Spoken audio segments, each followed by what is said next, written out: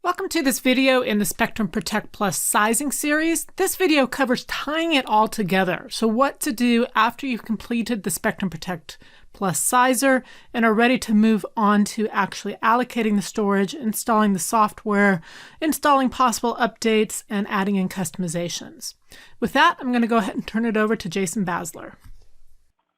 The starting context of this video is that you have reviewed the blueprints, you have made a number of technology choices, you have gone through a sizing exercise, and one of the outputs of the sizing exercise is your Vsnap building block size.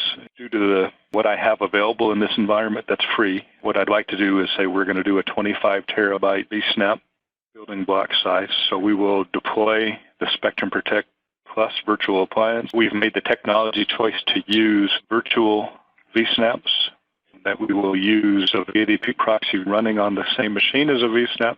We will be using compression, but not deduplication.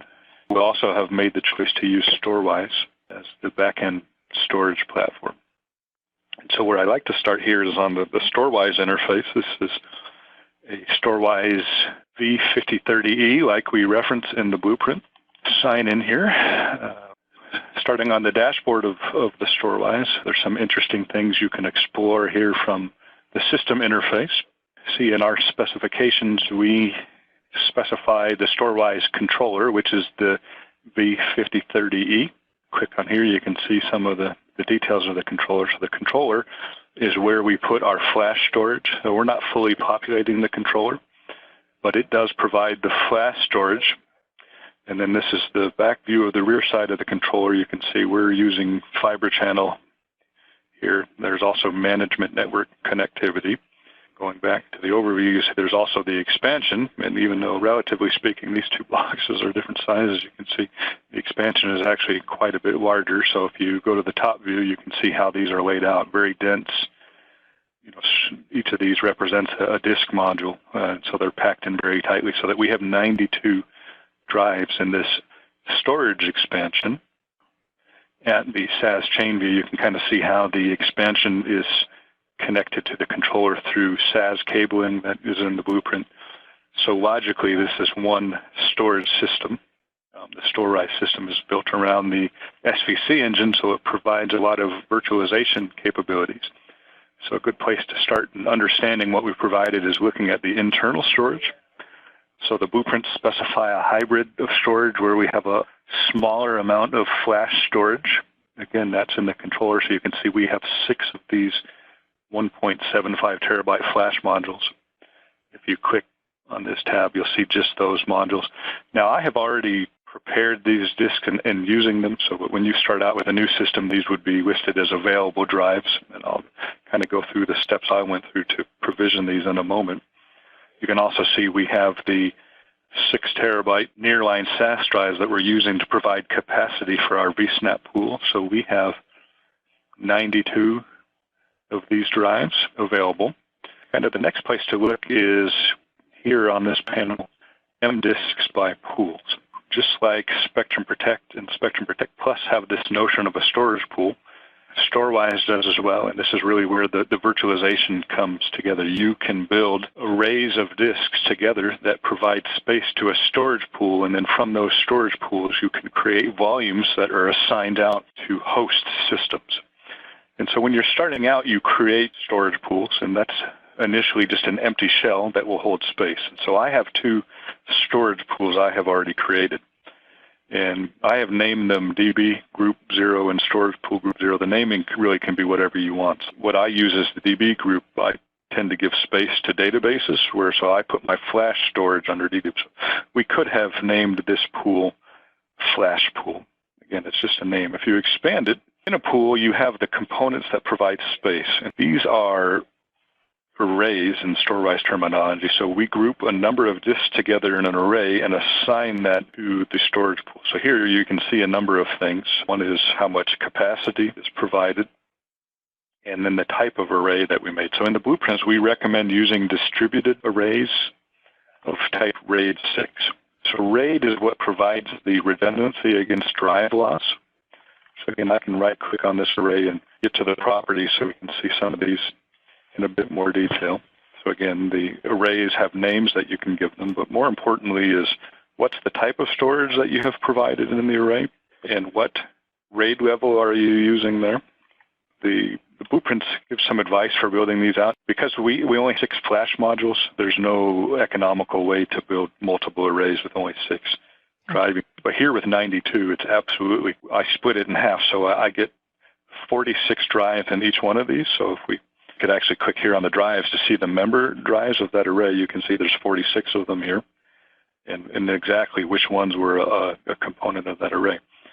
Now, that's one of the advantages is distributed arrays. You can build arrays with very large numbers of drives. Unlike a traditional RAID array where you dedicate spare capacity, where essentially you take a certain number of drives and they just sit there idly waiting to jump in the event of a disk failure. With distributed arrays, every drive is active and they take a little bit of space out of every drive to provide the spare capacity. And in fact, that was one of those properties here. So if we look here on one of these nearline SAS arrays, one of the properties is the number of rebuild areas. And what that means is out of those 46 drives, 2 complete drives worth of capacity distributed out across all 46 drives are available for rebuild. And what that means is we could handle 2 drive losses, and then there's enough capacity in the array to take over for those failed drives. In the Plus blueprint, we talk about the hardware specs for the 5030. And then here we give kind of the logical layout. And so we're using flash for these purposes, right? So we say you have 6 1.9 terabyte flash drives. You want to make an array of type DRAID 6. In that array, there's only one of them, and you put all 6 of those disks in that array, and it will provide this much usable capacity. And for this, we want a single rebuild area. So that means 1/6 of this space is dedicated to rebuild area. 6 times 2 would be 12 terabytes, right? And why do we only have 5.16 usable? And so part of that is the RAID loss you get from using DRAID 6. RAID 6 basically means 2 drives worth of capacity are dedicated to parity. And then you lose a 3rd drive for the rebuild area. So really out of these 6, we have 3 drives worth of capacity. And the other reality is what you saw on the screen, it was really only 1.75 terabytes. So this is where you go from the marketing on the disk capacity side. This is how much space we'll have to work with for creating volumes at the end of preparing all of the arrays and having all of the redundancy built in. Whereas for the nearline SAS drives, those 6 terabyte drives, we have 92 total drives, but in this case, we want to build 2 arrays, each one with 46 drive modules in them. And we want to have a total redundancy of 4 spare areas, but that's 2 per array, giving us a total of 4. So if we had 1 array for the flash in its own storage pool, and then we had a different storage pool for the nearline SAS capacity composed of 2 DRAID 6s each with 46 drives and each with 2. The detailed property, you can see some of those things that are made here. And this UI makes it really easy to make a pool and add capacity to the pool, and it will guide you through making good choices. And now you'll see here, this 5.17 usable capacity, I've actually already used quite a bit of my flash, as we'll see here in a moment. I have quite a bit of free space left. But again, we have about 400 terabytes of usable capacity from these 2 arrays of nearline disks. Okay, so that's the notion of pools and arrays within pools. And the next concept is volumes. And so you can go to volumes by pool. Again, we have a flash pool where in here I have made a number of volumes already. The one I'm currently using for Spectrum Protect Plus is this one I've named SPP Blueprint Flash. So I have created a 3.1 terabyte flash volume. And so you can think of volumes, another term they're often referred to as LUNs. So this is a unit of storage that you can assign to a compute system. So we're going to be able to create these volumes and assign them to VMware and eventually create a data store over them or use them as a raw device mapped disk. And we're actually going to show both of those examples. So you create volumes from the volume interface. An example of that, so we'll make a new flash volume. So again, I select this pool and create the create volume action. And I prefer to go to the custom menu here to have a little more control over how I create it. So a lot of things you can leave to as default here, but one thing you must do is, again, say what pool do you want to take this space from. So again, I'm going to go to this DB group 0 where we have our flash storage. I'm going to leave these as defaults. I want to create one volume, and now we only had about 600 gigs free here. So I'm going to make a 500 gigabyte volume, and I'm going to call this SPP Flash 2.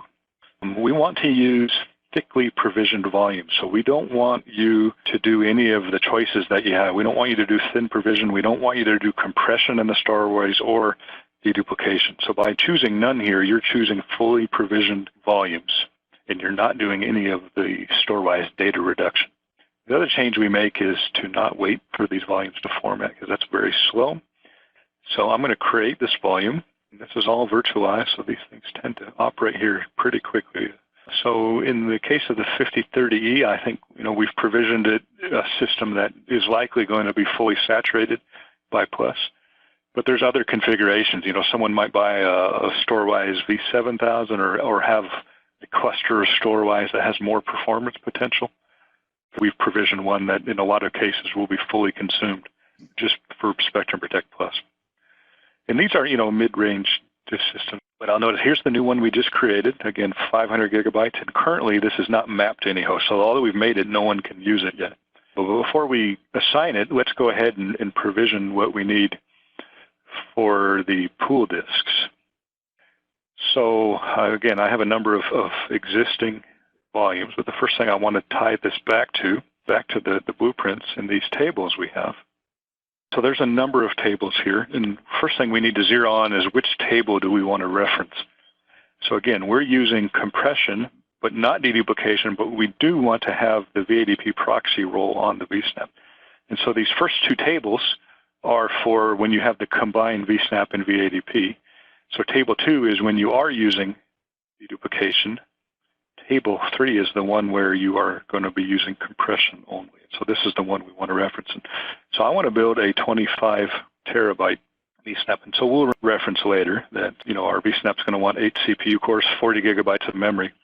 But the decision we need to look at now is the size and quantity of volumes we want to create in the Nearline SAS. So we want to get to 25 terabytes by having 5 terabyte volumes. Set that aside for a moment. We'll come back here. And so we're going to create volumes. And I'm going to come into the custom path to this. And so we're going to take this from our storage pool group, which that is the pool of Nearline SAS storage. And we'll see we have only 100 terabytes out of the 400 being used right now. So we have plenty of space to work with here. So I want to create 5 volumes, not 51, but 5. Each one is going to be 5 terabytes. And we can use whatever name we want, but I like to choose meaningful names that I'll remember. So we'll call this SPP Vsnap number 2, and then we'll put an underscore here. And this is going to give us volume name 0 to 4, but I prefer to think of beginning starting at 1. So we're going to change that to be 1 to 5. So again, we want to choose none for capacity savings. We don't want the storewise doing any of its built-in thin provisioning or compression and so forth. And I'm going to not have the volumes be formatted. Create those.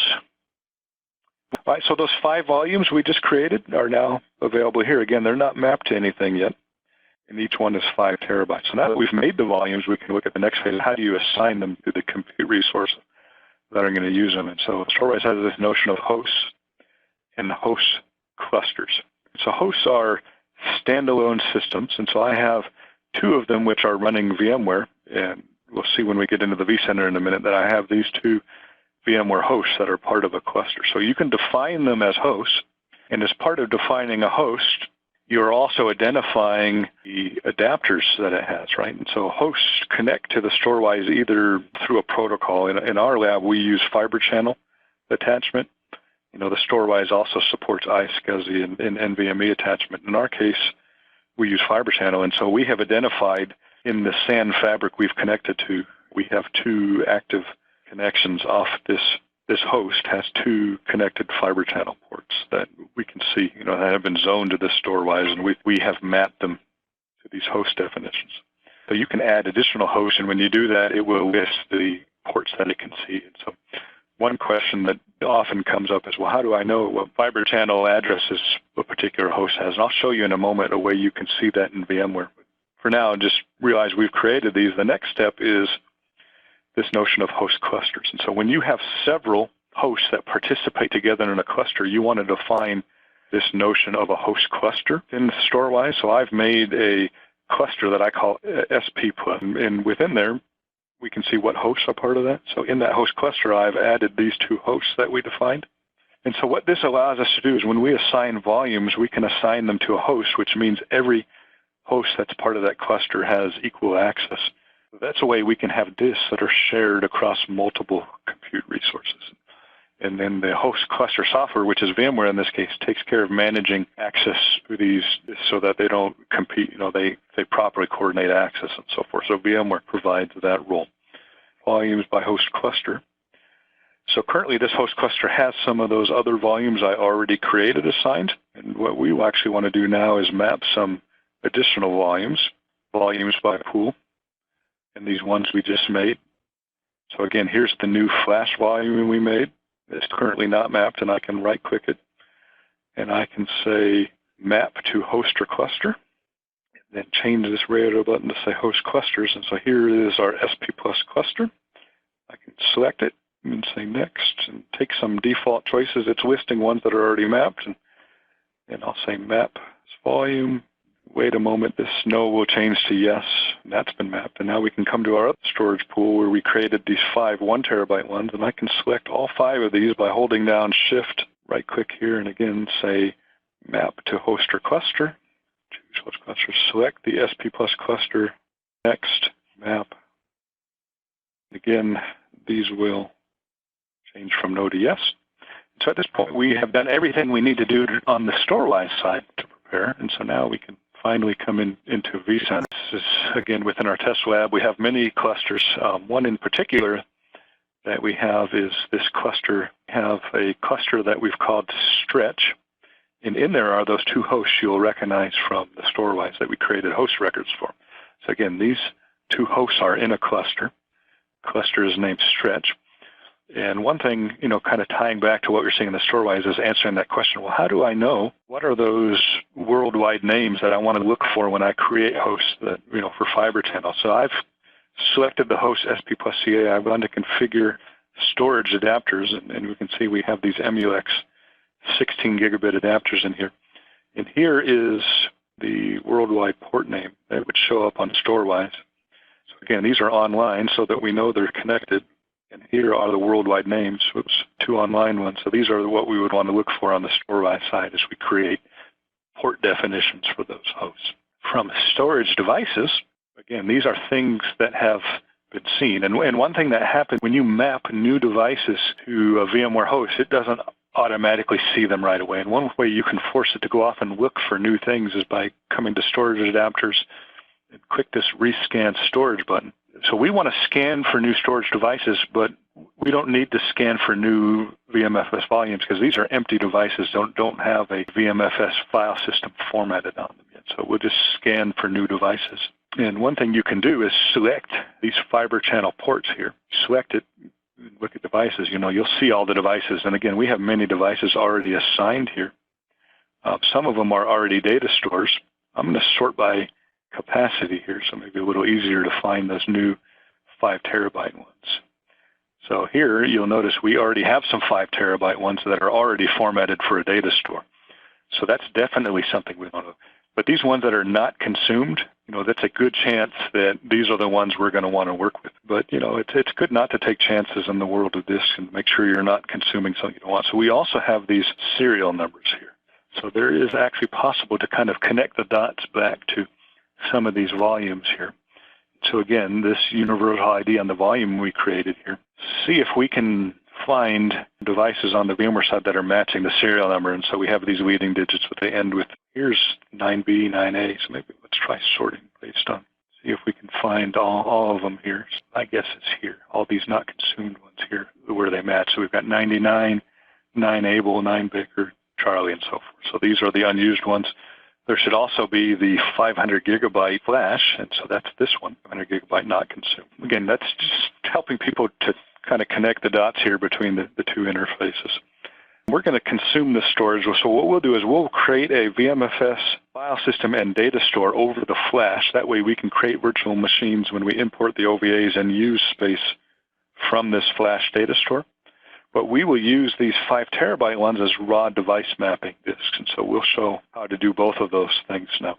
Go to the data store, and from the context of this menu, we can come under storage and say add a new data store. So we want to make a data store that has a VMFS file system over a disk 1. And that's that 500 gigabyte flash LUN that we assign. The first thing we do is we name it, and we're going to call this SPP _ flash 2. Maybe I like to put the type of disk in there to help as kind of a naming convention.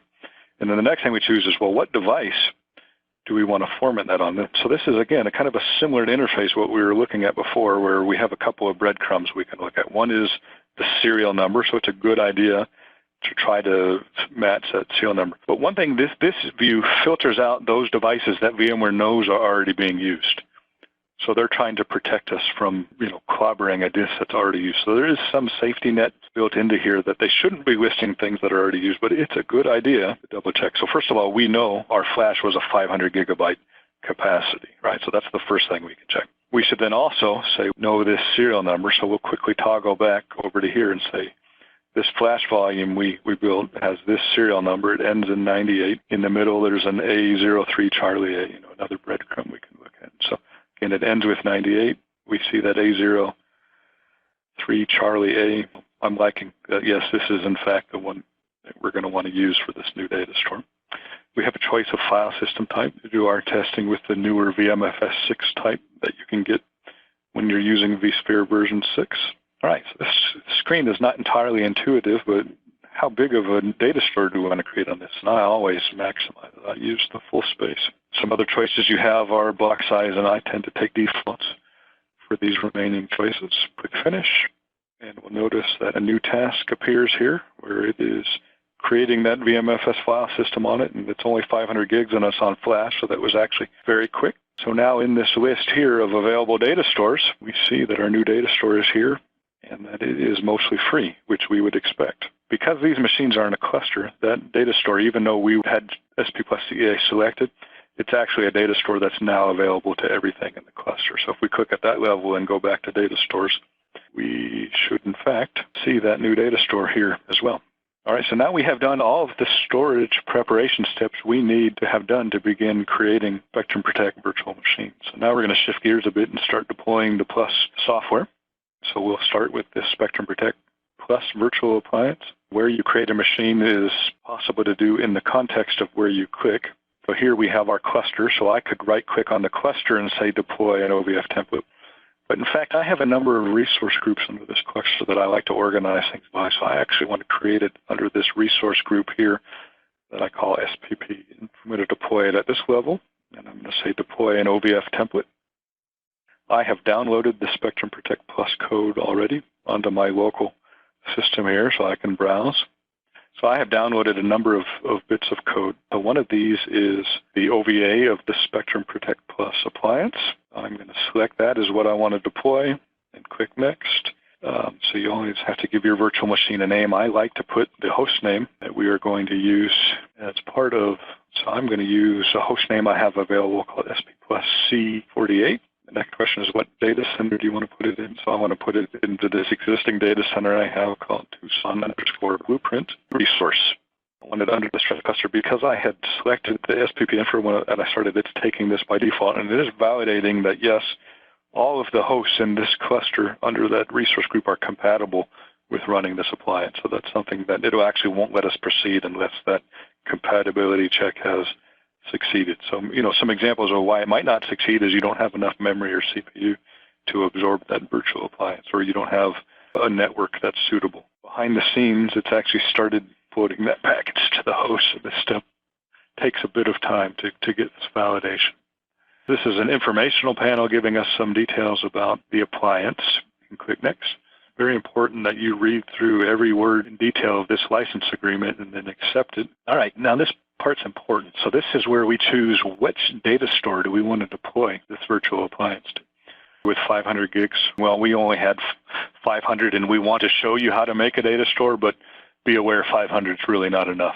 You're going to need more space. So again, we've had some customers reading the blueprint that got a bit confused at this point, thinking, well, do I use raw device maps at this point, or do I use storage from a data store? And it absolutely has to be from a data store. And so here's that new data store we just created that has a little more than 500 gigs free in it. So we're going to choose that. And again, it did a compatibility check, which among other things confirmed we have enough space to actually handle this virtual machine image. The next is you have to choose which virtual network that you want to use. And so this also is important because you may have multiple virtual networks, and one of them is the one that you actually want to use. So in the VMware world, your physical host can have many network connections coming into them. They can be connected to many switches, and you build virtual networks that connect to some of those physical network components on the back end. So I happen to know we have a virtual distributed switch where this distributed port group is the one that has the high-speed networking that we're going to want to use. The VM network, that's the default choice, was not a good choice for us, so I've overridden this to choose a different virtual network. And finally, this is also very important here. This is where you customize the networking, and there's really two paths you go down into here. One is if you have a network that has a DHCP providing mechanism, essentially DHCP is the ability to automatically assign IP addresses to the computers that start up on it, you can leave a lot of these fields blank. Our network in the Tucson lab uses static IP addresses where we have to tell precisely which IP address and host name to use. And so I'm going to go ahead and fill out all of these fields. So the host name SP plus Charlie 48.storage.tucson.ibm.com. And because we're not using DHCP, I have to assign a static address. And so in our case, that is 9.11.62.99. Now the network prefixes, subnet mask is another term that's used for this, and there's two forms of subnet mask. At this point, it's telling you it's critical you use the shortened form of the subnet mask. This long form is not supported. So in our network, our subnet mask has the short form of 23. Our network has a gateway of 9.11.62.1. And we have a DNS server running on 9.11.227.25. And our domain is storage.tucson.ibm.com. Finish. All right. So again, this is, had I had the full 4 terabytes available, it would have made a more compelling case. And so what I'm going to do is go through that again, walk through it a bit faster this time. And I'm going to choose the other data store I've already created. And so when we come to this point where we choose the data store, we'll choose the one I had already made. That's also on Flash. That's quite a bit larger. This is the one we made, so you could see it. Notice it's here as a choice, but this is not enough space, right? So what we're really going to go to is the one I had already made earlier that we all have other things running on, which has more than 2 terabytes free. This is where we're going to be deploying virtual appliances. All right, now let's go through and enter these bits of data.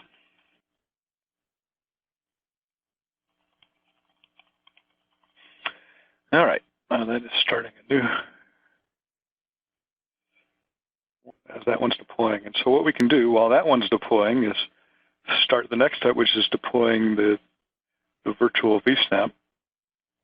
Now I'm going to deploy 10.14 Vsnap so that we can demonstrate the procedure for upgrading a Vsnap with a run file, because those are other steps in the blueprint that may be useful. And also just choose the 10.14 again. So this was the OVA for SPP server, but in this case we want the combination Vsnap Vadp OVA is what we're going to select. I'm going to say next. I'm going to name this one SP plus Charlie 49. So again, a different host name. Make some of the same choices we made for our SPP server. Accept the license agreement. Okay, so again, we need to choose where do we want to put this. So again, we also want the Vsnap to run on our Flash data store that we created. And again, I'm using the one that already exists. And you can see the free space is now down below where it was when we deployed the SPP server here, because it's taken some of that free space. But we still have plenty of free space here.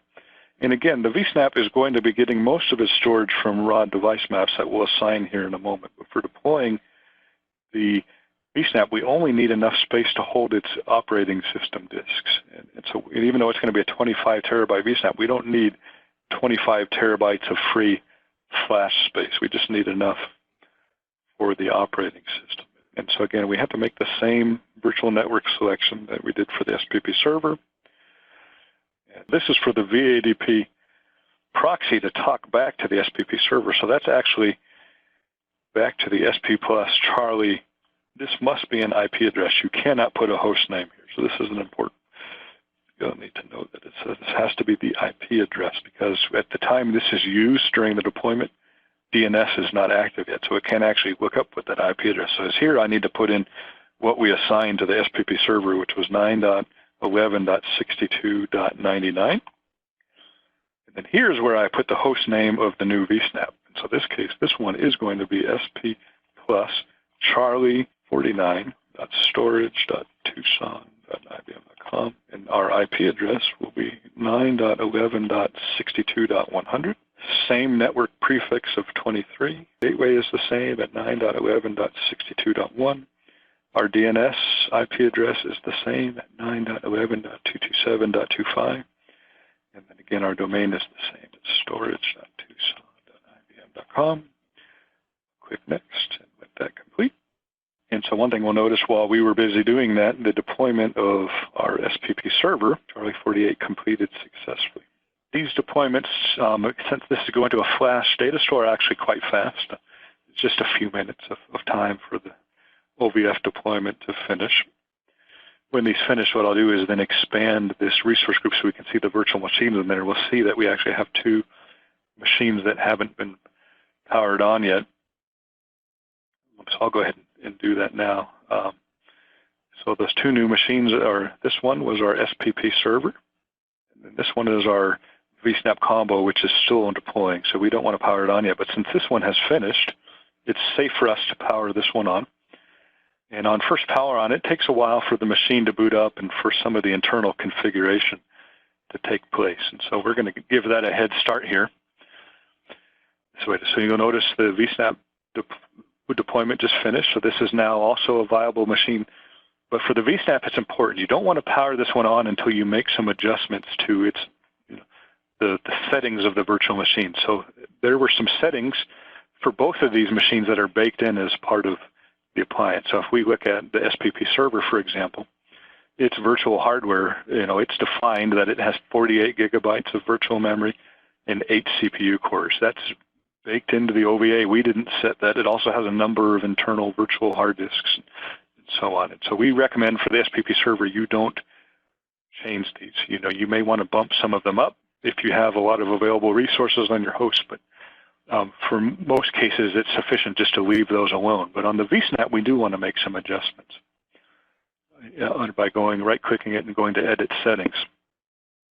And there's a number of things here. And so the first is we want the memory and CPU to match what we found in that blueprint table. And so you recall this is the row we highlighted here. We wanted 8 cores and 40 gigabytes. And so it turns out actually that by default, those things are good. I mean, by default, the CPU core was right, but the memory we needed to make an adjustment. So we're going to change this 32 to 40 to be in line with the blueprint. Now, here's a key point that actually is described in the blueprint that's important. And so there's 3 built-in internal hard disks. Hard disk 1 is critical. This is where the operating system of the Vsnap, and we don't want to do anything to this. But this one, this 100 gigabyte, is a built-in demo pool that is really not needed in any production environment. And so this is taking 100 gigabytes of our flash space, and that's wasteful since we don't want to use it. So actually, the blueprint suggests that you remove this disk, and you can accomplish that by going over here and clicking this X, and check this box that says delete the files that were behind this from the data store. This 128 is used if you are doing 3 copies, either copy to cloud or archive to cloud. And there's some cases where the blueprint will actually have you extend this space. We're not planning to do any copy to cloud, so I'm going to leave this at its default of 128. But there may be some cases where you would actually be increasing the capacity of this, and the blueprint discusses is how to do that. Everything else we're going to leave the same right now. So now that I've made those changes, I'm going to click OK. And you'll see that a task started to do a reconfiguration and then completed very quickly. So once that reconfiguration task is completed, we can now power on this machine for the Vsnap as well. All right. So one question is, how do you know when the first boot up of the SPP appliance is completed and it's ready to be used? One quick answer is to try to access it from the web interface. And so we'll add another tab here into our web browser and come to, and since we're using a self-signed security SSL certificate, we have to accept that here initially in order to access it. And so if you sign in and you get this message that the server is being brought up, please wait, that tells us it's still going through its initial configuration. And so we're going to have to wait for that step to finish. We can see now that the Spectrum Protect Plus server has completed its boot up and initial configuration, as evidenced by the fact it's now giving us the login prompt. Before we sign in and do that, let's check the progress on our Vsnap. We'll see Vsnap is also powered on.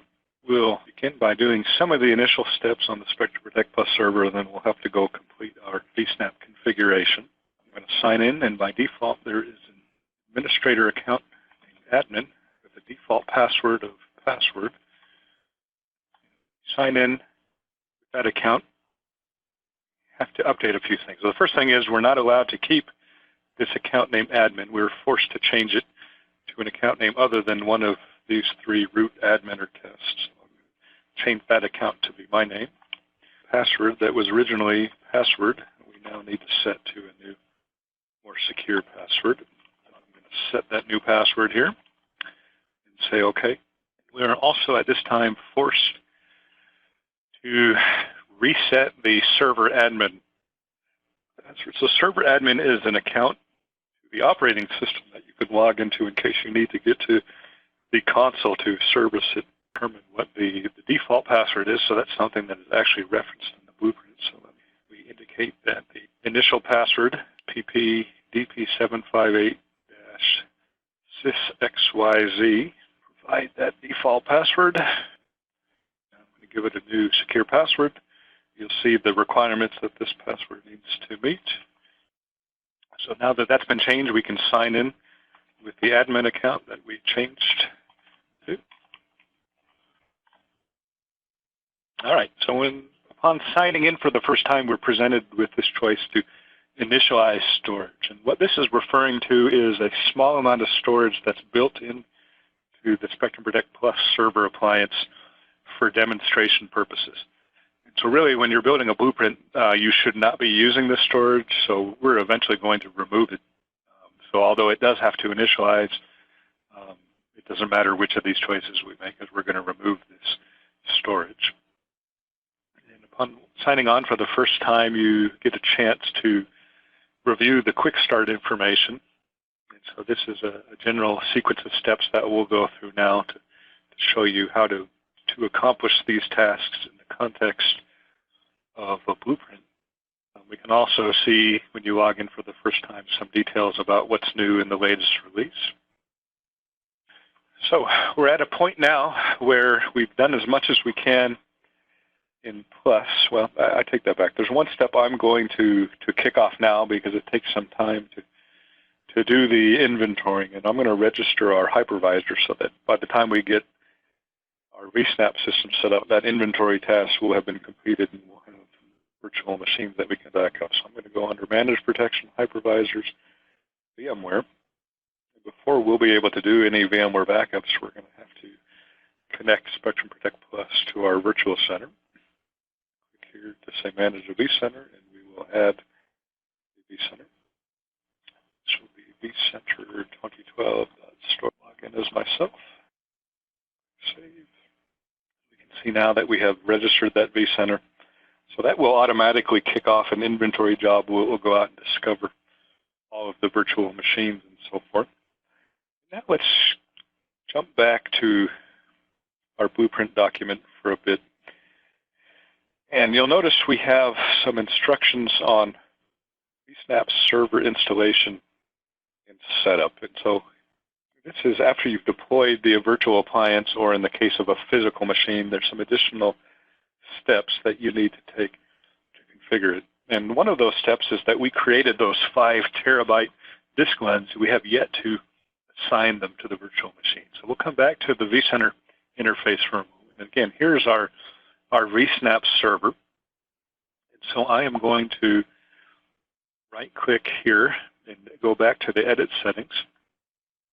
And what we want to do is add some new to this. So we're going to be adding 5 disks as raw device mapping disks. We're going to have to repeat this process for all 5 of the disks that we have assigned. So we click Add New Device, and we want to add an RDM disk. And again, this should only be listing to us disks that are not currently being used by something else. And we should see 5 terabyte devices here, which we do. But again, it's good practice to also validate that these device IDs match. And recall from when we looked at them before, we had 99 through 9 dog here matches what we were expecting. And so these are in fact the ones we're looking for. So really it's not all that important what order we select these in, but I'm going to repeat this 5 times here. So we'll pick this first one.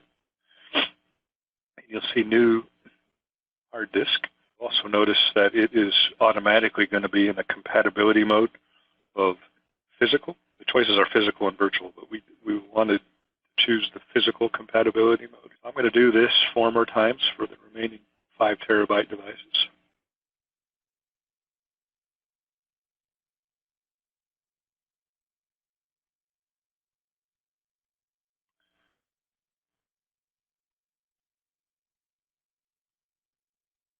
And 1 more time.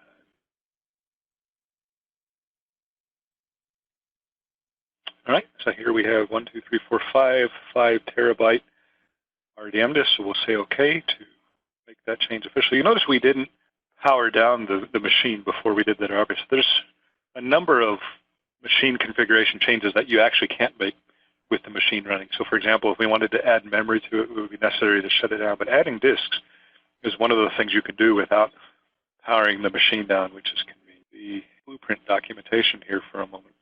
We have these steps in Chapter 5 that walk you through what it takes to deploy it. And you'll notice some of these we've already done. These are considerations for when you deploy the OVA, adjusting the memory, deleting that extra 100 gigabyte disk. We have accomplished that. We have assigned ones. Now, I do want to note we did not assign the 20 gigabyte log device and the 100 gigabyte cache. So at a 25 terabyte, they actually want a log device where the cache device is not required. We're going to make a 10 gigabyte virtual hard disk for this machine in addition to those 5 RDMs that we just created. So let's go back and do that now. Go back here and edit the settings 1 more time. So again, we'll see hard disks, those ones we've already created are still here. What we want to do now is add a new device. This time, instead of an RDM, we're going to add a hard disk. So this is a virtual hard disk that will be stored in the flash data store. Here's that new hard disk. The first thing we'll say is we only need 10 gigabytes. And we want to keep some defaults here. So one is we always want to use thick virtual disks. We don't want to use thin provision disks with our Vsnap. We're also going to choose for location this choice to store it with the virtual machine. Because we deployed this virtual machine in the flash storage, taking this default will guarantee that this 10 gigabyte disk is also going to be consuming space from that flash storage device. So really we can keep all defaults here with the exception of the size. We overrode the default size here, so I'm going to go ahead and click OK. So now we have modified this machine, so we have a new 10 gigabyte hard disk, and we also have 5 terabyte RDM attached disks. All right, so now that we have done that, we're going to have to, at this point, connect to the Vsnap system through an SSH connection to continue with the configuration of this Chapter 5, working our way through. And so we added the log. So now that we have these different devices, we have already powered on the Vsnap, but we're going to connect with SSH to, again, the Vsnap has a server admin ID, just like the Plus server does, with the same default password. So we're going to sign in. We're going to change that user's password, and we're going to use the Vsnap command line to do a number of steps to prepare this Vsnap for use. Okay. Let's set this aside, come back. I use PuTTY Windows to access things through SSH, so we'll go to SP+. So again, we have to sign on as server admin and use the default password. So once you've typed in the original password, it forces us to change it. So you have to type the current password in one more time, and then you have to give it a new password. Enter that new password a second time, then we get kicked out. So it's normal, actually, after changing the password to get kicked out. So now we have to restart PuTTY, connect in again, sign in as server admin with the new password that we just changed it to, and you'll see that we are able to get a command prompt.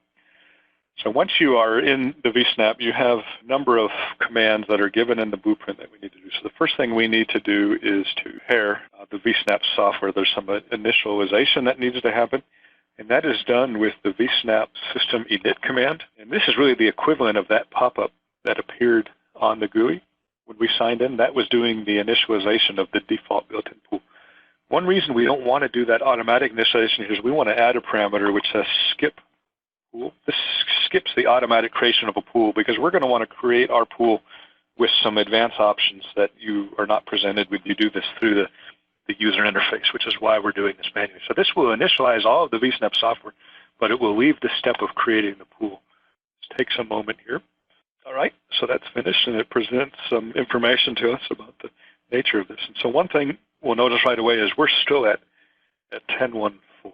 So I want to upgrade and demonstrate how you can update the appliance. So we want our Vsnap to be consistently at the same 10.1.5 level that the SPP server is running. One of the software packages that you get when you download Plus is a Vsnap image that is a .run file. So that is the Vsnap software that can be installed to an existing operating system. And so we're going to do that now. And so first of all, let's find out what directory we want to put that in. I'm going to use SCP to copy over these software packages over to the Vsnap system. So I can sign into SP Plus Charlie 49 with the same server admin ID and password that I reset it to.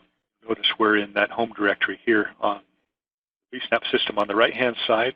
On the left-hand side, I'm going to change to my M drive where I keep software, and I'm going to come here. You'll see two things that we want. So first of all, the Vsnap software itself is this .run file that I mentioned. So I'm going to simply drag this across over to here to get the run file.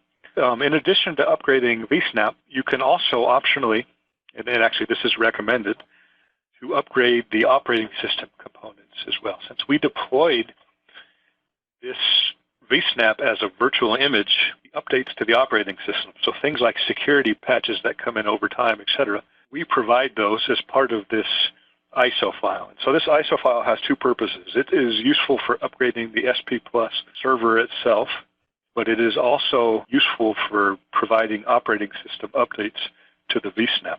I'm going to copy this file over as well, those operating system updates. So the way you force it to do the operating system updates is you copy that ISO file into the /tmp directory on the Vsnap prior to starting the installation with the run file. So that run file installer knows to look under the temp directory for that update package and will automatically apply those updates during part of the Vsnap installation. So we'll go ahead and let update package copy over.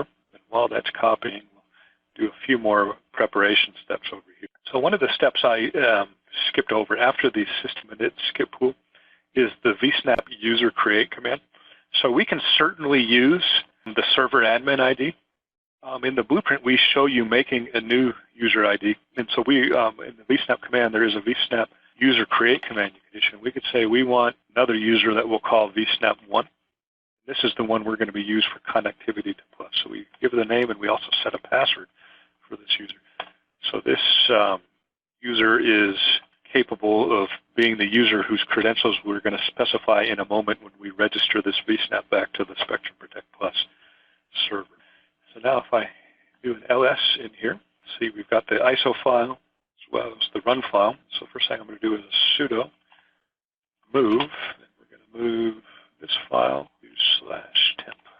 The next thing we're going to do is give execute permissions to this run file. And we are going to execute. We're going to say sudo / execute this run file. All right, so the first thing this does is present a license agreement to us that we have to read through before we say yes. From here forward, it's going to ask us a few more questions. The first is letting us know that this version of Vsnap is going to install an updated kernel, telling us what level. And so this is basically telling us that this kernel update will be installed and it will become the new default. The old kernel will still be there in the event we need to revert it back. But we can't proceed and use Vsnap unless we allow this upgrade to take place. So we're going to say yes. So much of the steps going forward are all automated. So it's updating a number of operating system packages. It will also be updating the Vsnap code itself. When this is all said and done, since it put a new kernel on here, it's going to require us to reboot the system. The update between 10.1.4 and 10.1.5, there's quite a bit of operating system updates that are included. So this takes a few minutes. At this point, this is a new system. We know it's not taking backups and no restores have been done, so we didn't have to do any prerequisite checking here before we hit it. But if this were an existing Vsnap that's in production, we'd want to do preparation steps such as making sure that the system is idle. All right, well, this is going to take a bit of time to finish this upgrade, so let's switch back for a moment onto the SPP side. One thing we can confirm is that this inventory that I said was going to start automatically, you can see that it reported that it has finished, and as a result of that, we can now see, browse through our VMware inventory that's on the vCenter. We'll come back to that in a moment. Let's do another couple bits of good housekeeping. Consideration is the users that you'll have managing your system. And so by default, we have the user that we changed the name for when we first signed on. And we can certainly add our colleagues in as other users here. Users are used to log into the Spectrum Protect Plus. So we'll go ahead and make one more here just so you can see how straightforward that can be. And so we want Tricia to be able to use the same system. And so we'll make a new account for her. The password is going to be password. And then looking at this, and we're going to make you a sysadmin so that you have all of the rights. And as a sysadmin, we want you to have all of the rights to everything that's in the system. So essentially a super user in this case. Now, I use the term super user, and in fact, there is only one super user that you can have, but a sysadmin that has assigned all resources has the same authority as the super user. Now, I want to make a distinction between these users that are used to sign into Spectrum Protect Plus versus identities. So identities are where we keep the things that are used to sign into other components. So as an example, an identity was created when I registered my vCenter hypervisor.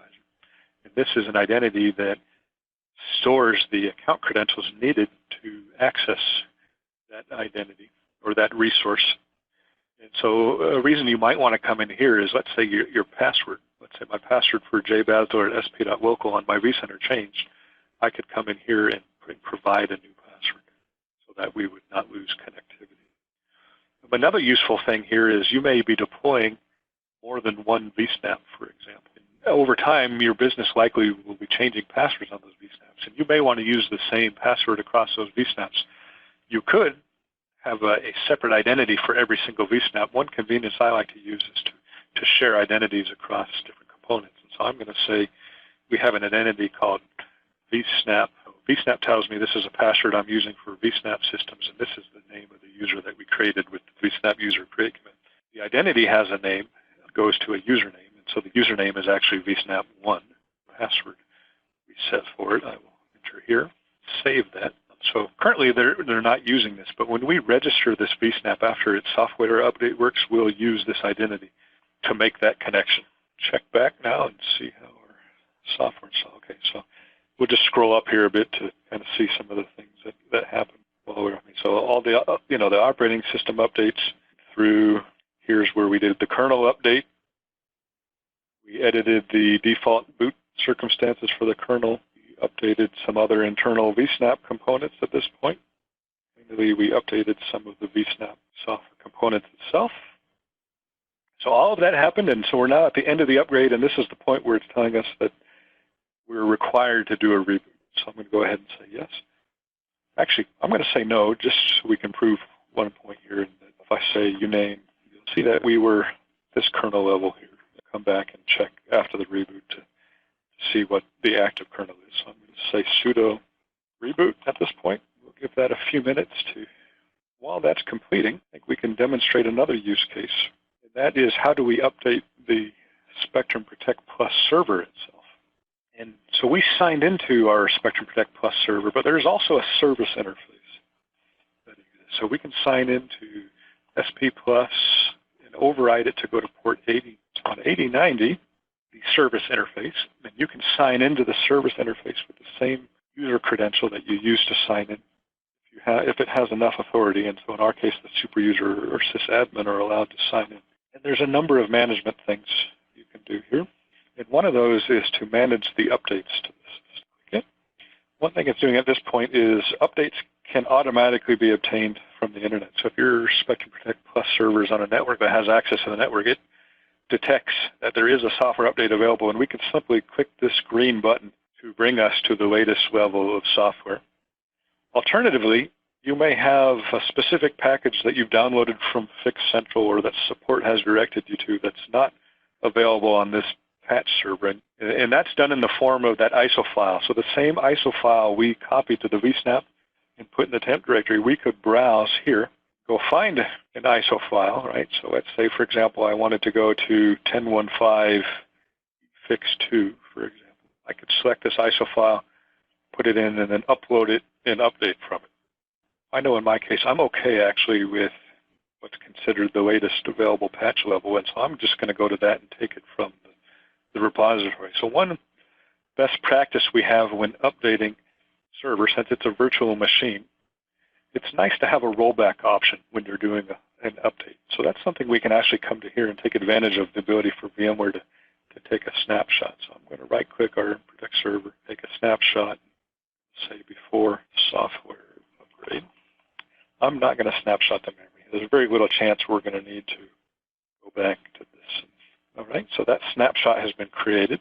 Click this button, initiate a software upgrade. So this software upgrade is downloading from the patch repository, that latest patch, automatically and going to apply all of those software updates. Part of this update will be restarting the Spectrum Protect Plus server, and it will have to boot up again. You'll know this is finished. It returns to the login screen for the service interface. If we were to come back here to our Plus server where we were logged in, you'll get this screen saying it's busy, you can't sign in right now. So this will go away as well once the install is done and Appliance says reboot. Right, so I think we've given Vsnap enough time to finish its reboot, so let's go ahead and sign back in and complete our Vsnap configuration. So we're going to sign into SP Plus. Password. First thing let's check is that kernel level that we looked at before, a slightly newer kernel level. So that kernel update happened. We can also say Vsnap system show. See that our Vsnap version is no longer 10.14. We're now up at a 10.15 Vsnap version, so our Vsnap upgrade was successful. And back to this topic we were looking at in the blueprint, we took a little bit of a side step to get our software updated. We're going to now begin to configure the pool. And so we're going to resume our steps at this point where it talks about rescanning for change disk sun. You recall I added the disk when the machine was powered on. This Vsnap disk rescan command is a way to discover newly attached devices when you haven't rebooted the machine. Since we've rebooted this, the equivalent of this command has already taken place. So these disks would have already been discovered as part of the reboot. But had we not done the software update, this command would be useful to force it to find the newly added disks that we created. So we'll go on and actually start with this step. We should already be able to see them. Vsnap disk show. Take a look here. So the first thing is you want to be aware of disks that you don't want to use. So as an example, you recall this machine had a 50 gigabyte disk, that it was the operating system disk. So the reality is we really don't want to use any disks that are not being shown as unused. So we have two disks. We have that 50 gigabyte disk. We also have the 128 gigabyte disk, which is the space to be used for the cloud cache. And again, we don't want to use that. So dev SDA and dev SDC, those are off limits. We don't want to use those disks because they're part of the operating system. But we'll notice we have 5 terabyte disks that are unused. Those are our pool disks. We also have a 10 gigabyte unused disk, which is space that is going to be used for the log. Right, so also in the blueprint now, we give you the command vsnap pool create that you can use to create a pool. See, is fairly straightforward. So we're going to do one with deduplication off but compression turned on. So the command is vsnap pool create, and the name of the pool is primary. You don't want to change that name, and then you give it a list of disks to use for the pool. So our case, the first one we want is this first unused 5 terabyte, and that is dev SDB. And so this is a comma-separated list we're going to be providing. So I'm going to go one at a time and grab all of these unused 5 terabyte disks. And then now we'll also add deduplication off, compression on. We're also going to use encryption. So we're going to say encryption on encryption type disk. Encryption type only supports one option currently today, which is always disk. That should be the command we need, so I'll go ahead and enter. That will take a moment as it's preparing all of this storage to have a Vsnap pool. But since we only assigned 40 gigs of RAM, we did not provision enough resource for deduplication. But again, these are our technology choices where the user gets to make the decision whether or not they want to. When this finishes, it should print out a summary form. This information that printed is the same information that you get when you do the Vsnap pool show command. And so first of all, you want to make sure it reflected our choices relative to compression and deduplication, and it did. Next thing to confirm is the amount of free space we were expecting. So our intention was to build a pool with 25 terabytes of space. That, in fact, is what we got. You notice free space is less than that. So this is what the blueprint refers to as slop space.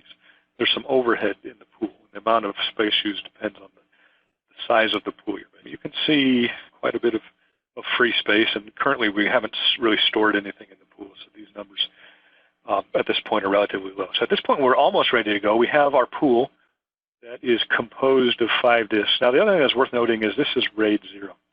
And the blueprint goes into a lot of detail here about choosing between having your disk system provide RAID and having Vsnap itself provide RAID.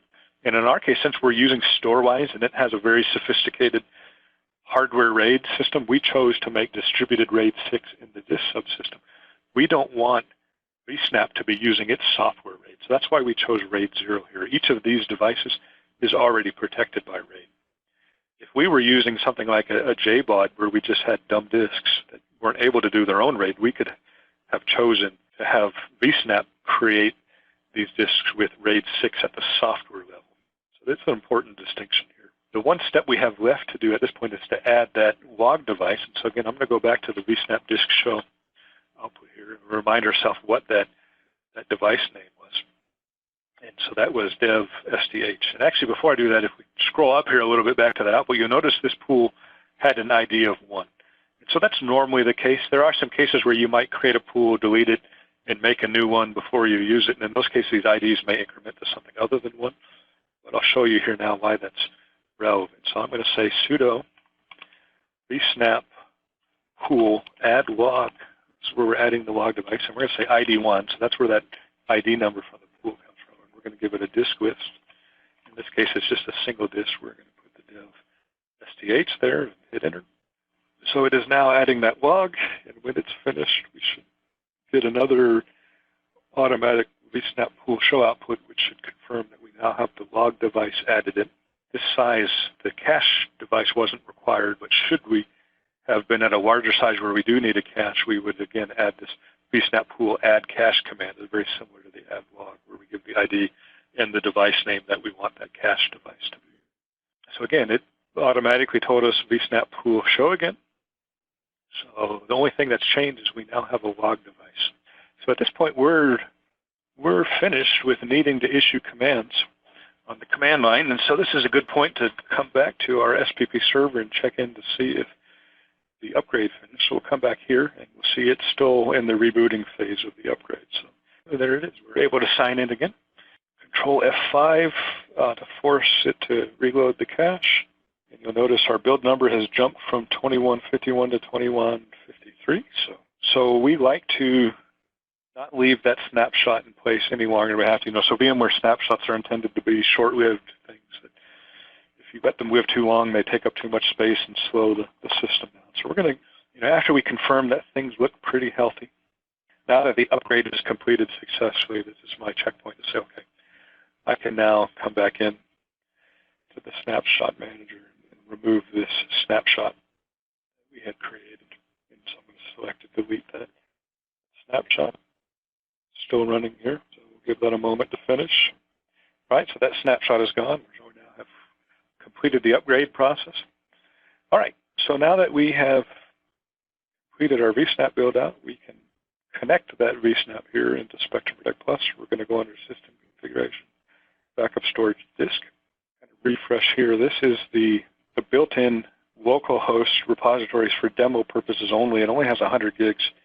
You really don't want to be using this storage for anything production. It's just for experiments. So this is the point where, why we built the standalone Vsnap.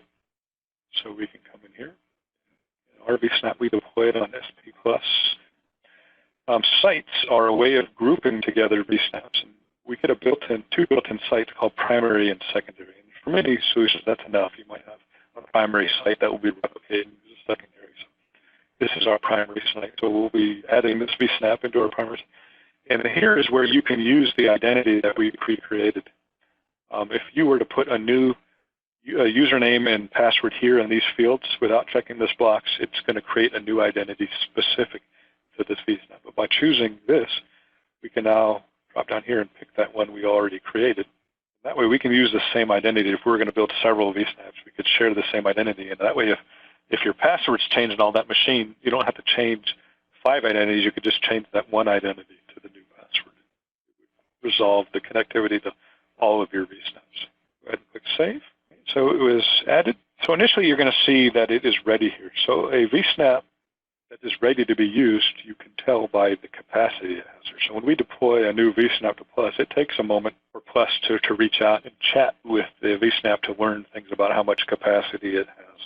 So, one thing that I will point out is we'll notice the software levels here reported for the Vsnap. So although I went up to the 10.15 GA, since we bumped up our Plus server to a newer level, there's actually a newer Vsnap level. So we could download the newer Vsnap that came part of that eFix2 and bring the run file over and do another upgrade.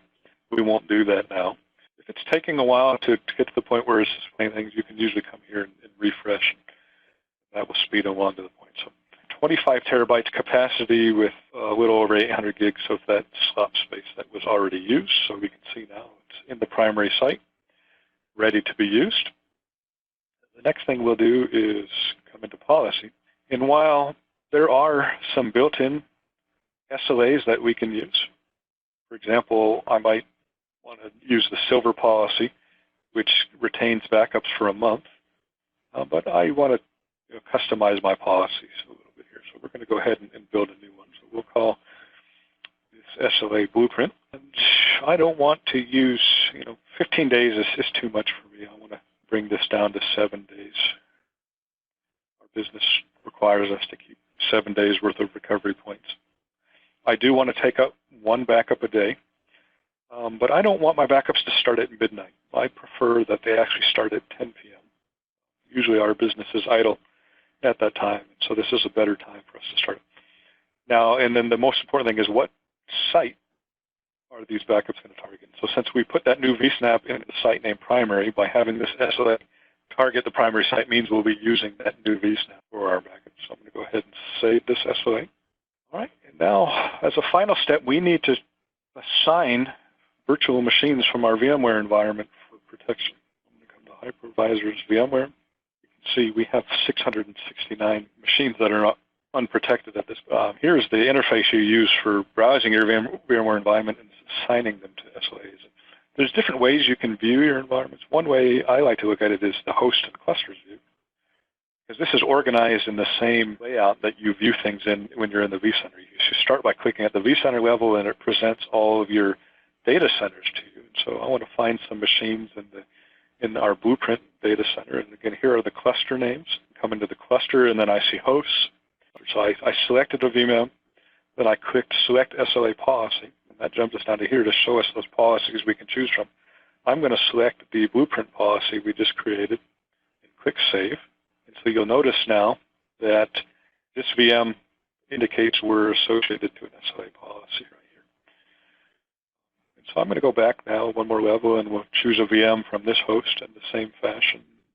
Select SLA policy, and let's do one more. We'll back up 3 VMs, and so I'll come back to this data center level, and I'll go into a different cluster, Linux machine here. We'll also assign that to movement. Another thing you can do is filter by SLA right here. So right now we're looking at all VMs not filtered by SLA. So another useful view might be, well, show me VMs that are not in an SLA yet. This may be helpful for finding machines that aren't being protected that you want to protect. Another useful view is to, well, show me what is in an SLA. So if I select the blueprint SLA, it should show us that we have 3 machines selected. In fact, here are the 3 machines that we assigned to that SLA. So we're almost ready to take a backup. There's one last step, and VMware is the one workload that depends on a data movement component. We call that the Vadp proxy. So if we come here under the system configuration, the same place where we found backup storage, where we registered the Vsnap, there is also Vadp proxy management. And remember, we elected to manage to use Vsnap and Vadp together on the same machine. So by default, the SPP server comes with a built-in Vadp proxy that's useful for demo purposes. So you'll see it's associated with this site demo. Because it's tied to the site demo, it will not work for our backups, which are using the site primary. And in fact, really, other than demo purposes, you don't want to use this. So my best practice here is that you select this proxy and you come in here and you say suspended. We don't want any backups having any chance of using this built-in local proxy. But here's the one that, again, our Vsnap that we just configured on SP plus Charlie 49 also has the Vadp proxy component on it. And because we provided the IP address when we deployed the OVA for this, we provided the IP address of our plus server. Our plus server already knows about this proxy. But the remaining step is we need to click Enable Proxy. It is already by default going to join the primary site. And here's where we need to provide some credentials. Now again, since we're co-locating Vsnap on here, I have the ability to use that same user ID, but it's for organizational purposes. My preference is to separate proxy identities from Vsnap. So what I'm going to do here is create another identity, call it Vadp. I'm going to use the server admin user ID for Vadp access. So we're going to use user ID server admin. I'm going to apply the password that we changed server admin to when we first signed in to the Vsnap for the first time. Now that I've done that, we can come back to Vadp proxy, select it, I'm going to enable, and I'm going to say use an existing user, and we're going to use Vadp server admin. I'll click enable. It should come into an available state. There it is. It is available. Now, a couple of things you'll notice. One is that it's at a 10.14 level. The reason that is because we deployed the 10.14 version of the combined Vsnap and Vadp. And the Vsnap software is not part of the run file. So when we upgraded the Vsnap software, it did not update the Vadp proxy level. But that's okay because Plus has the ability to automatically push updates from the SPP server. So that's what this blue arrow here is indicating, that there's a software update available. Now, while we could take a backup with 10.14, it's recommended to keep these versions at the same level. So I'm going to select this here now, here to say push update, so that we can speed along that process. So again, I'm going to select that user that we created here for the Vadp server admin user and say update, to push out the software update. It's actually pushing it from a space that's already on the SPP server. So you notice the built-in one already had it, so this code is actually sitting on SPP Appliance. So no internet download. Now, over time, these updates can actually automatically push out. If we had rebooted, okay, so that update was pretty quick.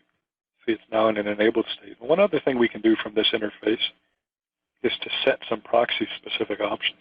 So most of these take defaults. One thing I like to change is to eliminate transports, and the blueprint advises this point, is remove any transports that you know can't be used. So for certain, SAN transport only applies to physical Vadp proxy. Since this Vadp proxy is running on our virtual Vsnap, it's not possible to use the SAN transport.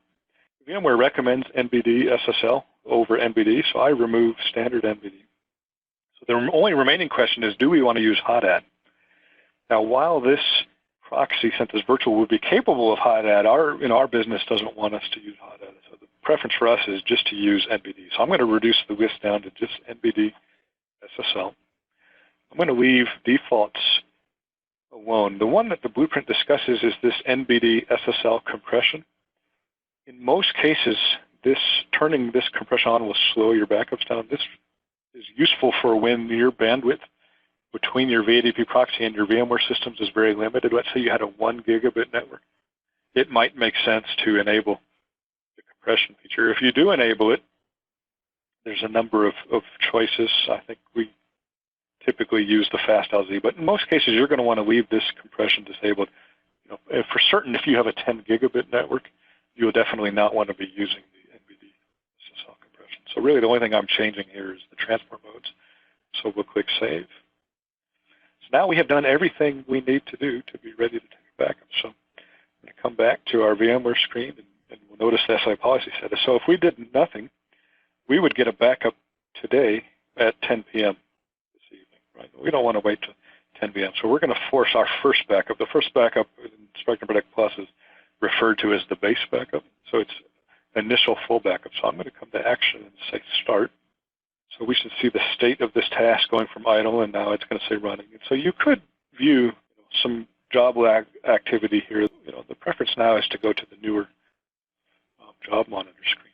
So there's currently one total job. That job is currently running, so it's on the Running Jobs tab. And we'll notice the name here. The name is the type of endpoint that's being protected. So we're doing a VMware backup, and it's associated to the SLA name blueprint. So jobs are named with a combination of the workload type combined with the SLA name. That's how you can decipher names. So it's currently running. So if we select this job here on the left side, we can see the log information starting to accumulate.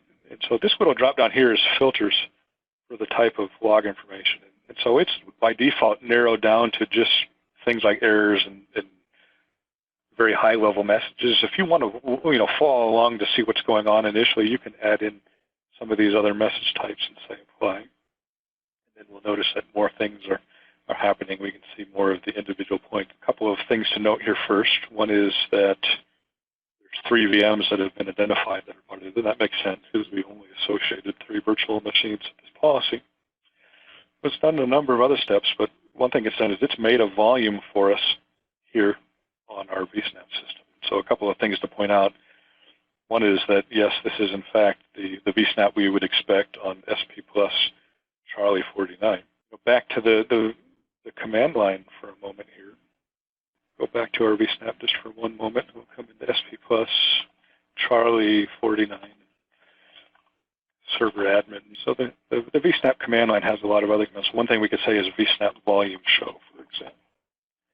You'll notice that this volume that it reported right here, 024 underscore, that is the one that it just created. So this backup we're running now is going to be using this volume within the Vsnap system. We can scroll down a little further now. You'll notice it's initializing backups of some VMs here. Here's the third one, status along the way. So we can continue to watch this. If you look here on the left-hand side, you'll notice you can track progress of the job at a high level based on how many VMs have completed. So at this point, all 3 of them are still in progress. We're doing full backups. So since this is the very first backup, they have to be full. If we were to repeat this backup after the full, this message will let us know it's doing an incremental backup. You can also see, you're going to keep track of how much parallel activity. So for our Vsnap SP Plus Charlie 49, there are 6 active streams. And you might say, well, we're only backing up 3 machines. Why would there be 6 streams? Well, a virtual machine can have more than 1 virtual hard disk. So in my case, all of these virtual machines each have 2 disks. So 3 machines running in parallel, each of their disks also going in parallel. We have 6 backup streams running in parallel. So depending on how many VADP proxies you have, how many Vsnaps you have, and how many machines are part of your SLA, this number of parallel streams can get quite high. What other indication of backup activity can we find at this point? So one thing that might be interesting is to come back to our Vsnap and watch network activity, for example. So I'm going to say SAR-n space dev and watch some network interface statistics. It's interesting here, and so let me run it a little bit longer. Let's say 10, watch it for 10 seconds. So it's going to pull the network for 10 seconds and then give us a summary of activity. So at this point, since we're taking backups, we would expect to be receiving data. So the Vsnap is receiving data over its network. So it makes sense here that we're seeing the received kilobytes per second, over 210,000. So that's above 200 megabytes per second at this point. Now it's jumped up. It's getting closer to 300. One more sample, which we'll see. So when we end that, we kind of see the average across all those samples was just under 250 megabytes per second. So that's a little bit more than 2 gigabits. So I think if we had more machines running in parallel, we would see an even faster throughput. See what else has shown up in the log here. Some more messages. So over time, progress indicators can be logged in here saying how many bytes have moved, how many are left. As an example, for TAP Linux 219, it has already transferred a little under 15 gigabytes, which is 14% of the total that needs to be transferred. And this machine by itself is moving at 50 megabytes per second. We'll see at the end of the job that an aggregate statistic for all machines will be reported. So now that we have 2 devices that we would expect not to have a dedupe ratio above 1 because we didn't elect to turn on dedupe, but eventually this compression ratio will likely go up. It's not instantaneous. We haven't written enough, but to show how you can click on this gear, confirm that we have compression is set, dedupe is not, encryption is on, and it can't be changed because once it's set, it can't be turned off. This is where you would also go if you built another Vsnap at a different site. You define a partner and set it up for replication. Global preferences. Here it's a global preferences. These are under here. The free space warning, 25 terabyte Vsnap. We set a 25% reserve. Change this to 25. When there's only 30% free, it's going to start warning us. And when there's only 25% free, backups, new VMs will be prevented from backing up. So thank you, Jason, for walking us through that detailed information about how to implement Spectrum Protect Plus. Be sure to check out the other videos in this Spectrum Protect Plus sizing series. Thanks again.